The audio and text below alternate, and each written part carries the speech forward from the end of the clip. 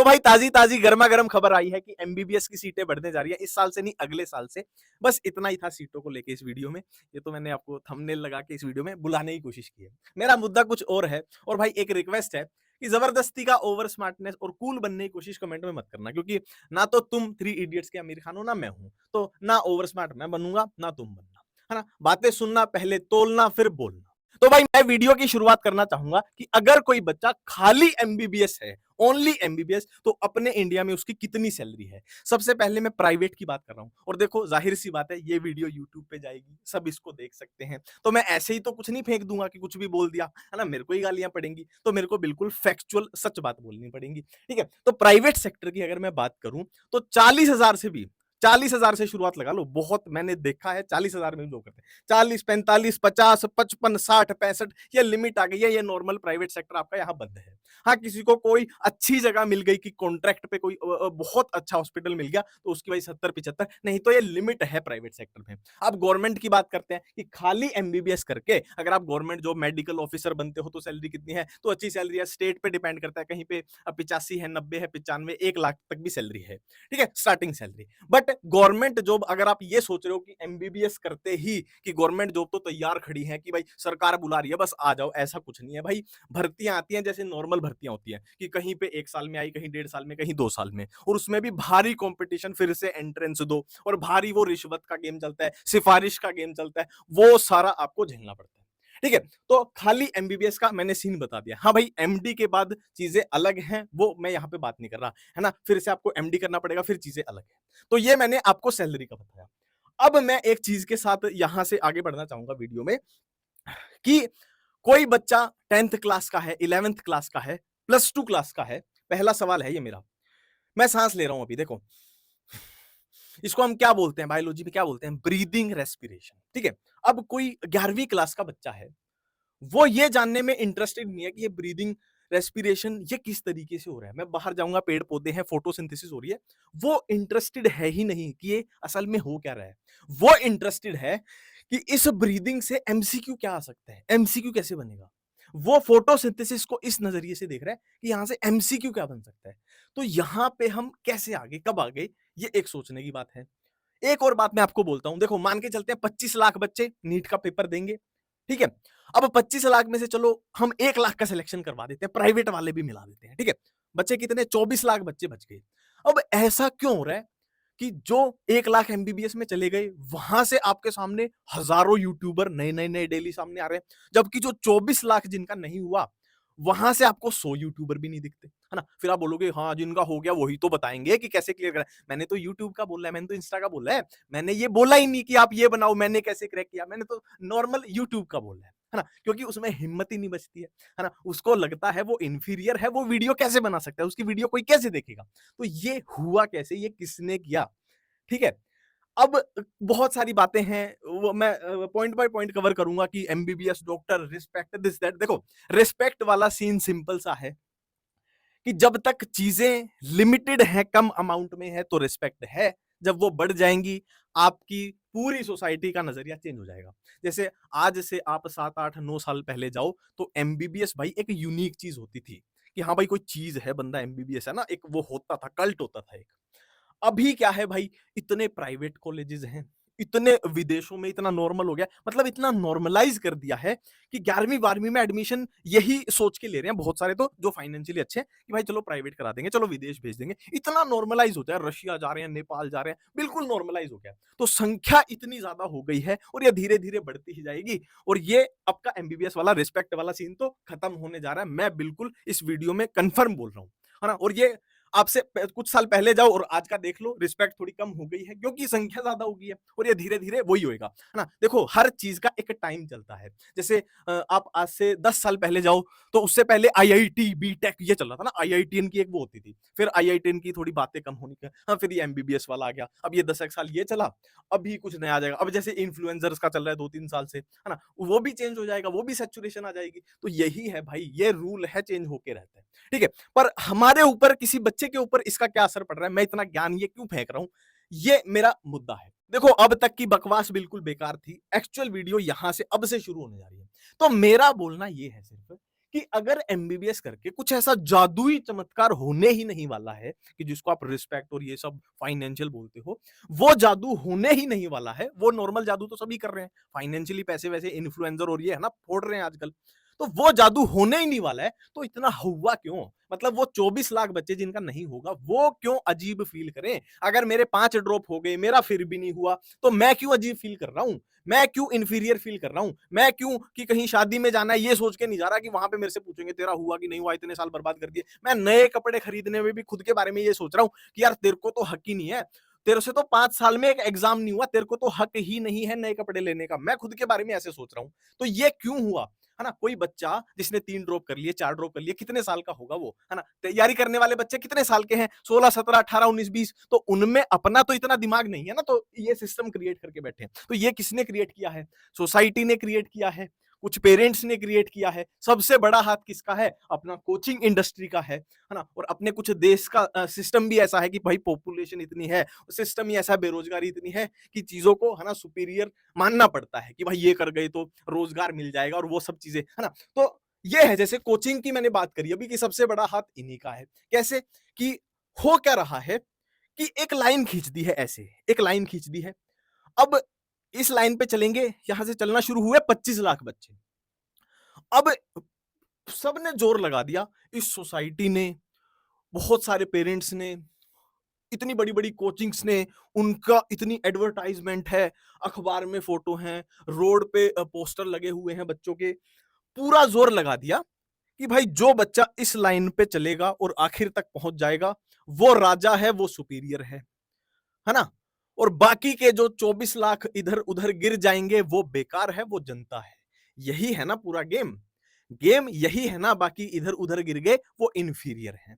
अब ये जो राजा बन गए, अब बाकी के इनको ऐसे देखेंगे नीचे बैठ के। बाकियों को अब ये है कि तुम 2-3 साल 4 साल इस सोच में पड़े रहो, अगर तुमने 3-4 ड्रॉप कर लिए कि भाई तुझसे कोई बहुत बड़ा गुनाह हो गया है, तू अब इंफीरियर मान के जी।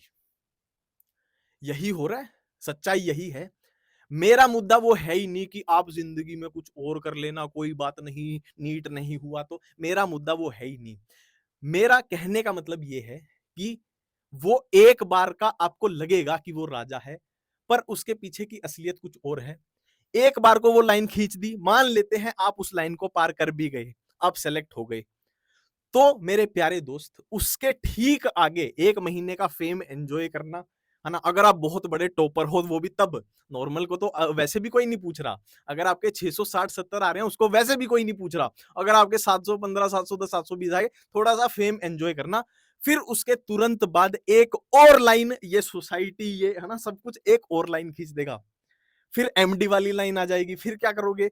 फिर उस लाइन पे चलोगे, जो इधर-उधर गिर गए, फिर वही 50-60 हजार के हैं, बाकी फिर वो सुपीरियर हैं। वो भी क्रॉस कर गए, फिर नई लाइन तैयार है और इसी तरीके की जिंदगी चल रही है। और जो नहीं कर पाए, वो तो बेचारे, है ना, है ही ट्रॉमा में है ही कि हम तो भाई बेकार हैं ही, वो तो ये सोच के जी रहे हैं। तो मेरा मुद्दा बस इतना सा है कि देखो, मेरा ये मानना है सच-सच, अब वो फर्जी बातें हैं, मैं बोलता हूँ फर्जी बातें हैं। हो सकता है 2-3% को ये हो कि हाँ, डॉक्टर बनना मेरा सपना है, रिस्पेक्ट है। नहीं तो सबको ये है कि मेरा अच्छा करियर हो, जिसमें फाइनेंशियली मैं अच्छा कर पाऊँ। इतना सा मतलब होता है नीट के एग्ज़ाम का या आईआईटी के एग्ज़ाम का या एमबीबीएस का। किसी का वैसा नहीं है कि मेरे को तो डॉक्टर वाली रिस्पेक्ट और वो। हाँ, हो सकता है, सच बोलना, है ना? फिर से वो यहाँ आप कमेंट में है ना छपरीपना दिखा के मानते हो, ठीक है? अब छपरीपना वहाँ दिखाओ कि यार, यार वही है ना, वो बस भी उन्हीं पे चल रहा है ना, जो तुम बैठे हो ऐसे नीचे और ऊपर लोग ऐसे स्टेथोस्कोप टांग के ऐसे अंगूर लटका रहे हैं, तुम ऐसे भुक्कड़ों की तरह ऐसे देख रहे हो कि अब क्या मतलब है उन चीजों का यार, कोई क्या बोलूं मैं अब? मतलब यार फिर से वही है, मैं अब बता भी नहीं पा रहा हूँ ना, क्योंकि इतनी सारी बातें हो गई, इनको मैं सिंक्रोनाइज भी नहीं कर पा रहा हूँ। मेरे को कोई दिक्कत नहीं है कि एमबीबीएस सुपीरियर है, इंफीरियर है, मेरा मुद्दा वो है ही नहीं। अब मैं ये भी नहीं बोल रहा आप पढ़ो मत भाई, आप अच्छे से पढ़ो, अच्छे से एग्जाम दो, कोई दिक्कत नहीं है, एमबीबीएस में पहुंचोगे बहुत अच्छी बात है। पर मेरा मुद्दा ये है, इतनी हाइप क्यों, इतना हवा क्यों? मतलब ये चीजें नॉर्मलाइज क्यों नहीं हो रही कि जिसका सिलेक्शन हो गया ठीक है, नॉर्मल है, वो भी अच्छी बात है, जिसका नहीं हुआ इसको भी नॉर्मलाइज क्यों नहीं कर पा रहे हम कि कोई बात नहीं, नहीं हुआ, नॉर्मल है। फिर अब नहीं हुआ तो बिल्कुल अगले ही दिन मैं भी एक नॉर्मल जिंदगी शुरू करता हूँ। ये स्टेज कब आएगी अपनी? मतलब इंस्टा पे रील देखी होंगी आपने, कोई कोई एम्स का या कहीं का है, एमबीबीएस स्टूडेंट है, जो भी है, भाई वो नॉर्मल पार्क में है, नॉर्मल मार्केट में है, नॉर्मल कहीं कुछ खा रहा है, मान लो रील बन रही है उसकी, वहां भी स्टेथोस्कोप टांगे हुए हैं।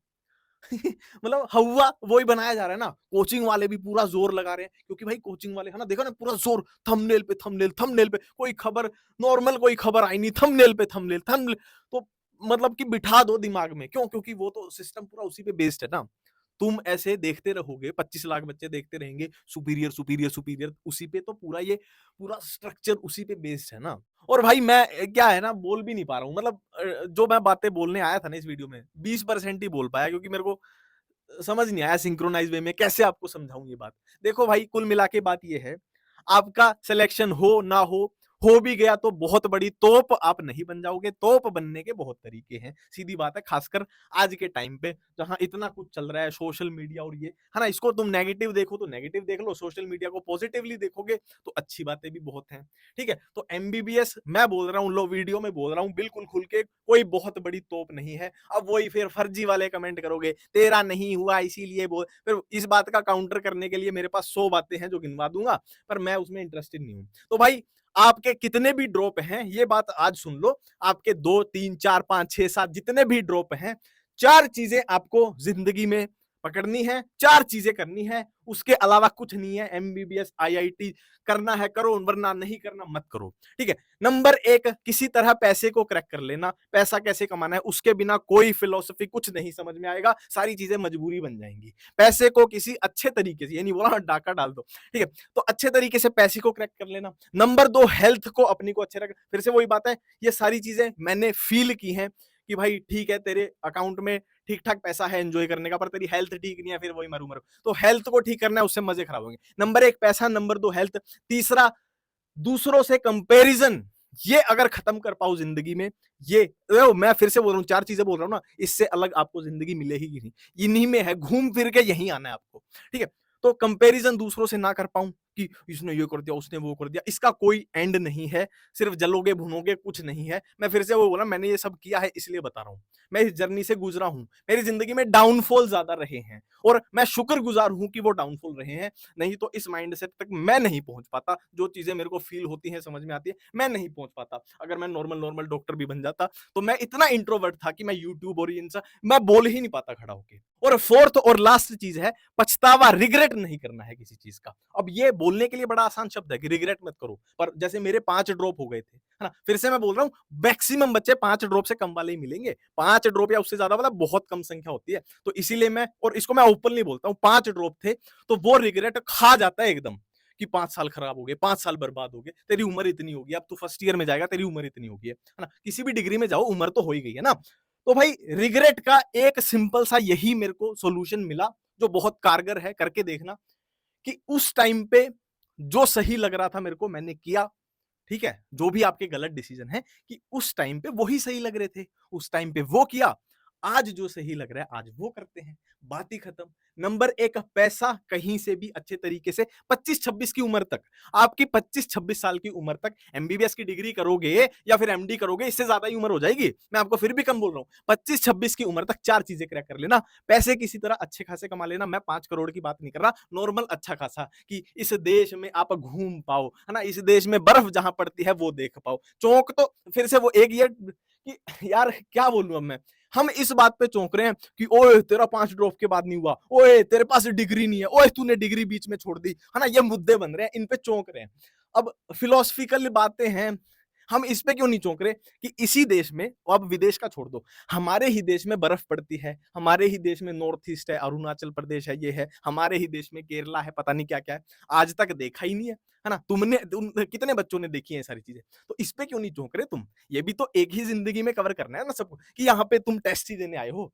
तो फिर से वही बातें हैं, ये थोड़ी अभी नीट के बाहर की बातें हो जाएंगी, ये कभी बाद में बात करेंगे। तो यही है, ये 4 चीजें क्रैक कर लेना भाई, बाकी कुछ नहीं है। घूम फिर के आप जिंदगी में कहीं भी चले जाओ, कभी ये जिंदगी में मेरी बात याद आएगी कि जिंदगी घूम फिर के इन्हीं चारों चीजों पे टिकी हुई है, इससे अलग कुछ मिलेगा ही नहीं। हाँ, बिना पैसे कोई फिलोसफी समझ नहीं आएगी, सब कुछ मजबूरी में करना पड़ेगा, ये बात समझ लेना। Thank you.